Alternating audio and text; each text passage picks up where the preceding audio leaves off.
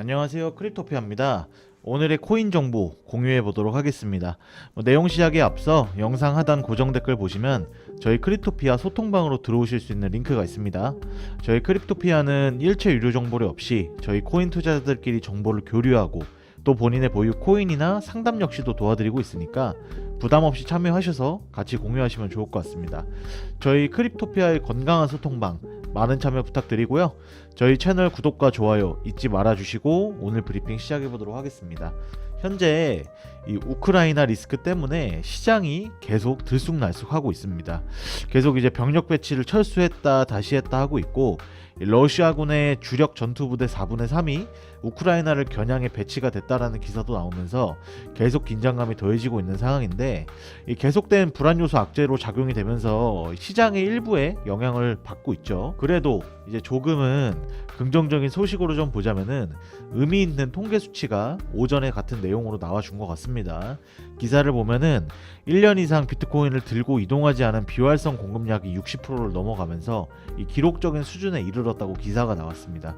기사를 보면은 지난해 최고가 수준보다 절반 가격으로 비트코인이 빠졌음에도 불구하고 홀더의 물량은 더욱더 많아졌다라는 수치가 나와준 거고, 이 금리 인상에 대한 불안 요소나 러시아 우크라이나의 전쟁 등등 불확실성에 마침표를 찍어주고, 이 불확실성이 해소됨과 동시에 날아오를 거라고 전망하는 투자자분들이 많은 것 같습니다. 단기적으로 안 좋을 수 있으나 대세 상승, 이 시작전이라고 생각할 수 있을 것으로 보여지고 있습니다. 지금 자, 간단한 이 시장 브리핑을 마무리하고요. 오늘 리플 XRP 브리핑 한번 드려보도록 하겠습니다.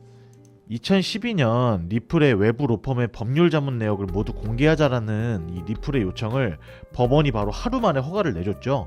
이 모든 걸 공개해서 일말의 여지조차 남기지 않겠다라는 리플 공동 창업자인 크리스 라스 의견을 적극 반영해 준 거죠. 이 리플의 자신만만한 모습 잘 보이고 있습니다. 이에 이 리플이 30페이지 가량의 법률 자문 분석 결과를 싹 다 공개했죠. 이 리플 측의 이 제임스 플란 변호사가 트위터를 통해서 공개를 했는데, 이 법원이 리플에 공개하라고 한 2012년 법률 자문이 두 가지가 있습니다. 먼저 하나는 2012년 2월에 받은 법률 자문의 내용, 다른 하나는 같은 해 10월에 받은 법률 자문의 내용이죠. 그 중에 2012년 10월에 받은 법률 자문의 결과가 중요하다고 볼 수가 있는데, 처음에 이제 2012년 2월 당시 퍼킨스 코이에게 자문을 받을 때, 만약 리플이 이 디지털 화폐가 ICO 방식으로 판매가 되면 SEC가 증권으로 볼 수도 있다, 이렇게 자문을 하면서 토큰을 판매하지 말라고 조언을 했었죠. 여기에 따라서 리플은 문제가 될 수 있다라고 판단을 한 것 같고, 이후에 리플이 다시 사업 계획을 변경한 뒤 같은 해 10월에 다시 자문을 받았습니다.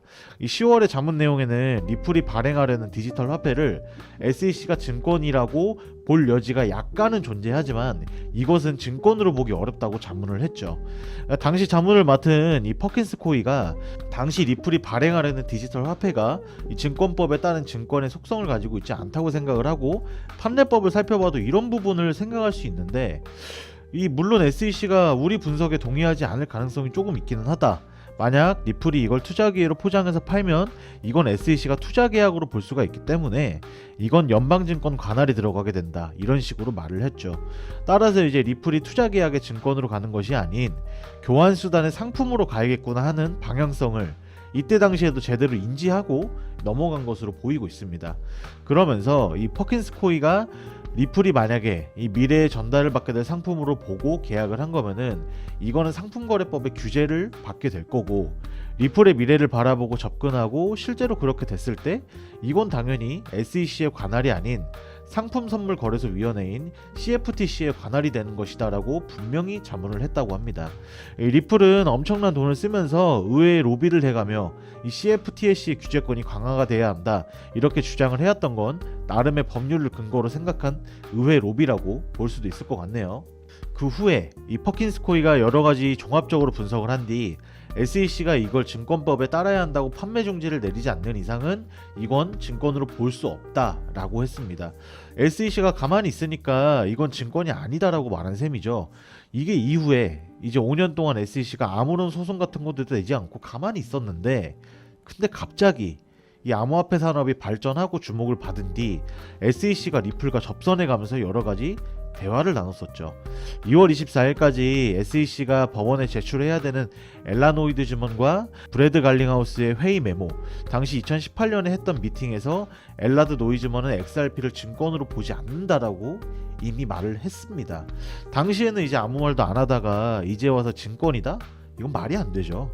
상황을 보시면 이게 2012년 당시에 리플은 법률 자문을 받아가면서 처음에 자문을 받을 당시 증권의 위험성이 있어서 사업 계획을 수정을 하고 다시 자문을 받아서 상품으로 출시를 한 건데, 그렇게 아무 문제 없이 잘 지내고 있었다가 2018년에 SEC와 리플의 미팅에서 당시 SEC 위원은 리플의 CEO한테 이거 증권 아닌 것 같다라고 이미 말을 했었죠. 그러다가 갑자기 2020년에 SEC가 리플 상대로 소송을 내버리는 거예요. 이 소송을 낼 당시에 SEC 위원장이었던 제이 클레이튼이라는 사람이 임기 마지막 하루 남기고 리플을 상대로 소송을 낸 다음에 그만두고 이 비트코인과 이더리움에 투자를 하는 거대 자산 운용사로 회장 자리에 가게 됐습니다. 얼핏 봐도 그림이 너무 웃기죠.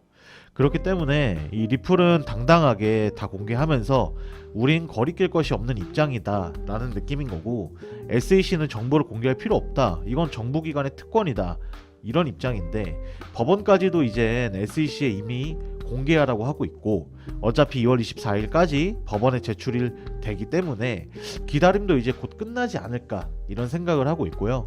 이 리플과 SEC의 디스커버리가 마지막 단계에 이르렀고 2월 24일까지 2018년 당시 미팅에 대한 내용도 공개해야 되기 때문에 이런 문건들이 더욱 중요하게 다가오는 것 같고요.